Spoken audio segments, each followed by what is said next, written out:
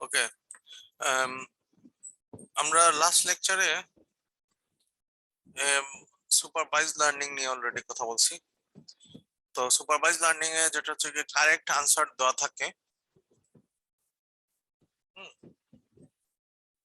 আর unsupervised learning এ কিন্তু correct answer দেওয়া থাকে না। লাইক ধরো এরকম, দিস ইজ আনসুপার unlabelled data. So unlabelled data, এখানে ডাটার নেচার অনুযায়ী যখন ডাটাকে তোমার ক্যাটাগরাইজ করা হয়, এটা এই ক্যাটাগরির, এটা এই ক্যাটাগরির, তখন আমরা এটাকে আনসুপারভাইজ লার্নিং বা ক্লাস্টারিং প্রবলেম বলি। সো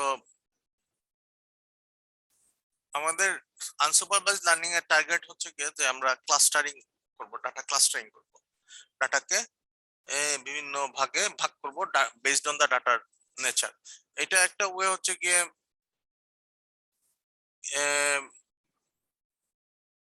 তোমার কেএমএফ অ্যালগরিদম, একটা অ্যালগরিদম যেটা ধরো আমরা আনসুপারভাইজ লার্নিং এ ক্লাস্টারিং এর জন্য ব্যবহার করা হয়। তুমি যদি দুইটা ধরো আমরা 2 কে ইকুয়াল টু 2 ডিফাইন করলে, তখন সে ইনপুট স্পেসে দুইটা পয়েন্ট চিন্তা করবে এবং ওই পয়েন্টের এগেইনস্টে সবচেয়ে নিয়ারেস্ট ডাটাগুলোকে সে একটা গ্রুপ করবে, আর সবচেয়ে নিয়ারেস্ট ডাটাগুলোকে দুইটা। আমি যদি কে ইকুয়াল টু 3 বলি, তখন সে তিনটা পয়েন্ট চুজ করবে এবং তিনটা পয়েন্টের এগেইনস্টে সে এরকম গ্রুপ করার চেষ্টা করবে। তো আনসুপারভাইজ লার্নিং এর ক্লাস্টারিং এর সিস্টেম এরকম। ধরো আনসুপারভাইজ লার্নিং এর এক্সাম্পল হিসেবে আমরা দেখতে পারি যে গুগল খবর বা গুগল নিউজ। তোমরা গুগল নিউজে এখনই সার্চ করলে দেখতে পারবা যে সবসময় নিউজ গুলা এরকম ক্লাস্টার্ড ওয়েতে ওইখানে প্রেজেন্ট করা হয়। বিভিন্ন দিয়ে থেকে বিভিন্ন নিউজ পেপার থেকে নিউজ গুলাকে এনে সে ক্লাস্টার করে। ধরো এখানে এক্সাম্পল হিসেবে আমরা দেখতেছি যে মৃত্যু 100 ছাড়ালো, করোনা শনাক্ত 2948 জনের। তো এখানে দেখো এই রিলেটেড নিউজ, এটা প্রথম আলোর নিউজ, এই রিলেটেড আরো যেগুলো নিউজ আছে সেগুলোকে সে ক্লাস্টার করছে। So this is one of the example clustering. And another example হচ্ছে কি ডিএনএ ক্লাস্টারিং। ডিএনএ তে ক্লাস্টারিং ব্যবহার করা হয় মেইনলি যেগুলোতে হিউম্যান এক্সপার্টিস কম লেভেলিং এর জন্য, রাইট আনসার বার করাটা ডিফিকাল্ট হিউম্যানদের জন্য, তখন ক্লাস্টারিং এর জন্য মানে তোমার মেশিনকে ব্যবহার করা হয়। লাইক ডিএনএ স্টিল মানে এটা হিউম্যানদের কাছে একটা মেজর মতো, ডিএনএ এটা লেবেলিং করা টু ডিফিকাল্ট। সো এটাতে ক্লাস্টারিং অ্যালগরিদম ব্যবহার করা ক্লাস্টার করার জন্য। সিমিলারলি সোশ্যাল নেটওয়ার্কের অ্যানালাইসিসের ক্ষেত্রেও ক্লাস্টারিং করা হয়। আমরা কিন্তু যারা ফেসবুক ব্যবহার করে তারা জানো যে বিভিন্ন সময় ফ্রেন্ড রিকোয়েস্ট পাও বা সাজেস্টেড ফ্রেন্ড এড করার জন্য বলে। এগুলো কিন্তু ওই যে তুমি যে গ্রুপের সাথে কানেক্টেড, এই গ্রুপের অ্যারাউন্ড কারা আছে তাদের মানে এরকম করে গ্রুপ গুলাকে সে ক্লাস্টারিং করে এক একটা সে তোমার নিয়ারেস্ট ক্লাস্টার আর যেগুলো আছে এগুলো বা তোমার ক্লাস্টারে যারা পিপুল আছে তাদেরকে সাজেস্টেড ফ্রেন্ড হিসেবে দেয়। সিমিলারলি আরেকটা এক্সাম্পল হচ্ছে গিয়ে মার্কেট সেগমেন্টেশন। যদি তুমি একটা চিন্তা করো যে এরকম যে তোমার আর যে আমরা যদি যে গার্মেন্টস এর কথা চিন্তা করি, যেগুলো তোমার ওই যে রেডিমেড গার্মেন্টস গুলা বিভিন্ন দেশের জন্য সাইজের ডিফারেন্ট বিভিন্ন রকম।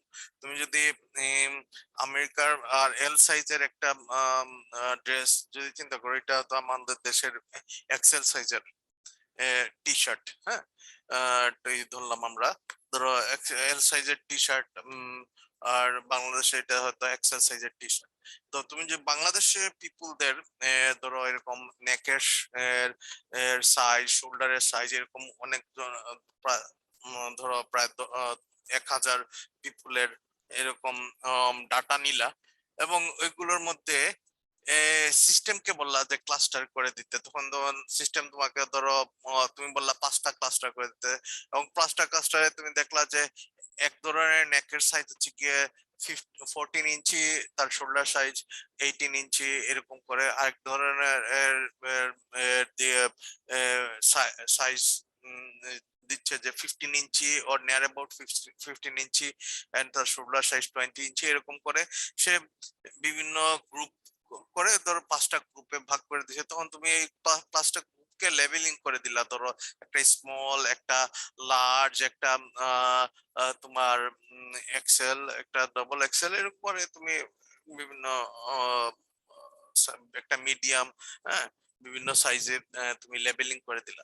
লেবেলিংটা আসলে পরে করা যাবে, মানে ক্লাস্টারের ডাটা যখন ক্লাস্টারিং, মানে ডাটা যখন ক্লাস্টারিং হয়ে গেল, তো you know that they're separate. আমরা এই মেশিন লার্নিং মানে আনসুপারভাইজ লার্নিং ব্যবহার করছি আমাদের ল ডাটা অ্যানালাইসিস এর ক্ষেত্রে। ল ডাটা গুলাকে আসলে প্রথমে আমরা এটাকে লেবেলিং করা, এটা যদি আমরা যেহেতু ল এক্সপার্ট না, হ্যাঁ, তো মানে কোনটা কোন ক্যাটাগরিতে রাখবো, প্রথমে আমরা মেশিনের সাজেশন চাইছি, মেশিন আমাকে যেভাবে ভাগ করে দিছে, তারপরে ওইভাবে আমরা ল গুলাকে একটা সাজেস্টেড গ্রুপে ফেলার চেষ্টা করছি।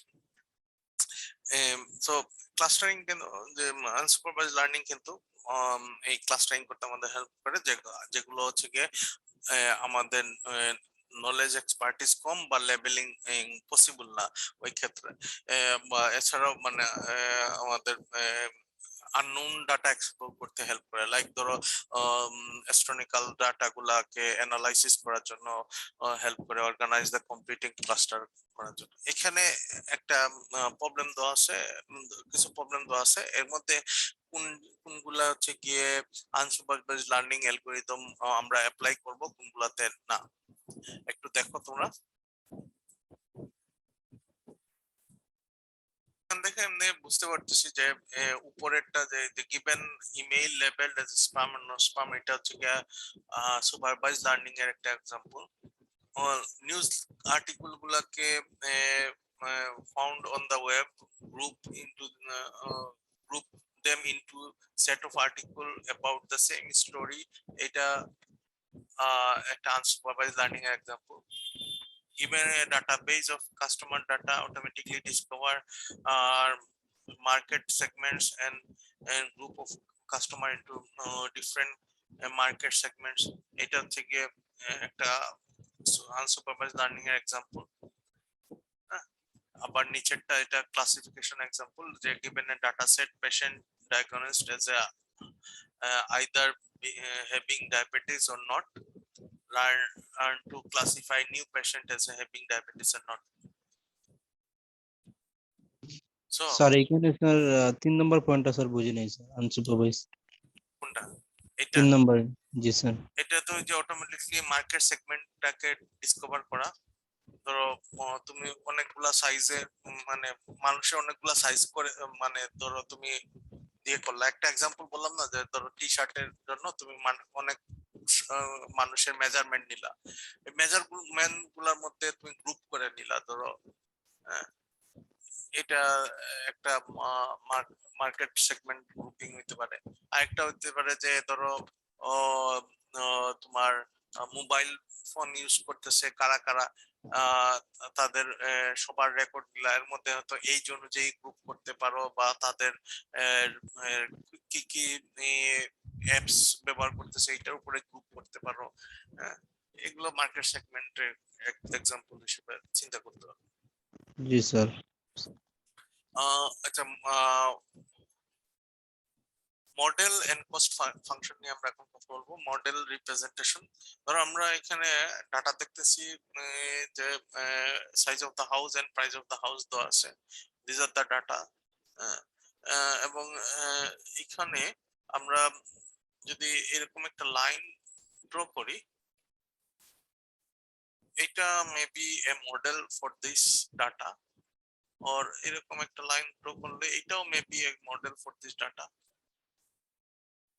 বা আমরা যদি ধরো এরকম কোন লাইন দেখলাম, এটাও maybe the model for this data. আর কোনটা তার জন্য বেটার মডেল, এটা আমরা কিভাবে বুঝবো? আমরা যখন কয়েকটা প্রতিটা পয়েন্ট থেকে যখন দেখুন, ধরো এই ধরো রেড লাইনটাকে আমরা অ্যাড্রেস করতেছিলাম, এই পয়েন্ট থেকে রেড লাইন, ধরো আমরা এটাকে এই পয়েন্ট থেকে রেড লাইনের ডিস্টেন্স, এই পয়েন্ট থেকে রেড লাইনের ডিস্টেন্স, এই পয়েন্ট থেকে রেড লাইনের বিভিন্ন পয়েন্ট থেকে রেড লাইনের ডিস্টেন্স গুলাকে আমি এরর হিসেবে ধরলাম যে এই পয়েন্ট থেকে রেড লাইনের ডিস্টেন্স। তো এই যে এররটা, এই এরর গুলাকে মিনিমাইজ করা আমার কাজ। যে আমরা এরকম একটা মডেল খুঁজতেছি যেখানে সবগুলা ডাটা থেকে লাইনটার ডিস্টেন্স সবচেয়ে মিনিমাম, আবার যাতে ওভারফিট না হয়, একদম লাইনের মাঝখানে একদম মিনিমাম ডাটা কখন হবে যে একদম লাইনগুলা পয়েন্টগুলোর উপর দিয়ে যদি কোনো লাইন যায় তখন আবার ওভারফিটের সমস্যা পসিবিলিটি আছে। তো আবার জেনারেলাইজ হইতে হবে, আবার যাতে একটা মিনিমাম কস্ট, মিনিমাম এরর থাকে। তো এটা কিভাবে আমরা করব? এটা জন্য আমরা এই মডেল রিপ্রেজেন্টেশনের জন্য আমরা প্রথমে চিন্তা করি যে আমরা এটা তো একটা ক্লাস রিগ্রেশন প্রবলেম, আমরা তো বুঝতেছি। আমরা যে আসলে মডেল রিপ্রেজেন্টেশন কিভাবে করে এটা বোঝার জন্য আমরা প্রথমে কিছু নোটেশন বুঝে নেই। এখানে আমাদের ট্রেনিং ডাটাতে this is the size of the house and this is the price of the house. Size of the house হচ্ছে কি এক্স, মানে আমার ইনপুট, এবং প্রাইস অফ দ্য হাউস হচ্ছে কি ওয়াই। এবং নাম্বার অফ ট্রেনিং এক্সাম্পল, মানে ধরে নাও যে এখানে আমার 47 and datas are there, তাহলে আমার নাম্বার অফ ট্রেনিং এক্সাম্পল আমার 47। এবং এখানে ইনপুট ডাটা যেটা আমার এক্স, বা ইনপুট ভেরিয়েবল বা ইনপুট ফিচার্স আর দেয়ার, দিস ইজ এক্স। আর আউটপুট হচ্ছে কি আউটপুট ভেরিয়েবল বা টার্গেট ভেরিয়েবল, যেটা আমি আউটপুট হিসেবে বার করতে যাচ্ছি। আমি যখন ধরো আমরা যদি এটাকে চিন্তা করি এরকম যে শুধু আমরা বললাম এক্স ওয়াই, তাহলে এক্স ওয়াই বললে আসলে বোঝাচ্ছি আমরা একটা পার্টিকুলার ট্রেনিং এক্সাম্পলকে।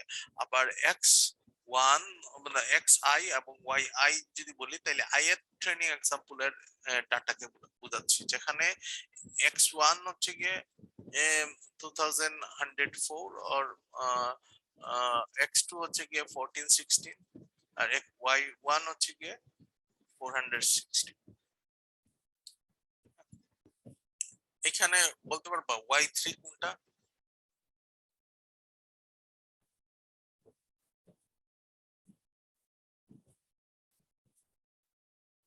আমাদের টার্গেট হচ্ছে গিয়ে যে আমরা এরকম আমাদের ট্রেনিং সেটটাকে আমরা মেশিন লার্নিং অ্যালগরিদমের মধ্যে দিয়ে পাস করার পরে আমরা একটা হাইপোথিসিস মডেল বার করতে যাচ্ছি, যে হাইপোথিসিস মডেল আমাকে আমার ইনপুট ভেরিয়েবলের সাথে যে এস্টিমেটেড আউটপুট ভেরিয়েবলের একটা ম্যাপিং করবে, ইনপুটের সাথে মানে ইনপুট এক্স এর সাথে ওয়াই এর একটা ম্যাপিং করে দেবে।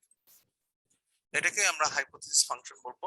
আমার কস্ট ফাংশনটা এখানে তাইলে প্রথমে আমরা হাইপোথিসিস ফাংশন এখানে আমরা কি বলতেছি, হাইপোথিসিস ফাংশন যদি আমরা যদি বলি ওয়ান ভেরিয়েবলের লিনিয়ার রিগ্রেশনের হাইপোথিসিস ফাংশন যদি বলি, তো ওয়ান ভেরিয়েবলের লিনিয়ার রিগ্রেশনকে আমরা ইউনিভেরিয়েট লিনিয়ার রিগ্রেশন বলবো। ইউনিভেরিয়েট লিনিয়ার রিগ্রেশনের হাইপোথিসিস হচ্ছে গিয়ে hypothesis মানে h theta of x equal to theta 0 plus theta 1 into x। এখানে এই theta 0 হচ্ছে গিয়ে যেখানে ইন্টারসেপ্ট করছে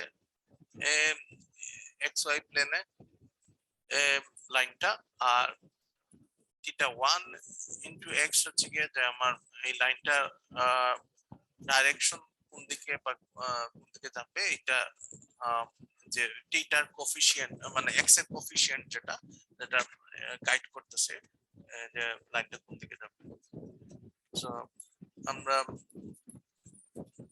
এখানে রেখা দিতে পারি আজকে নাকি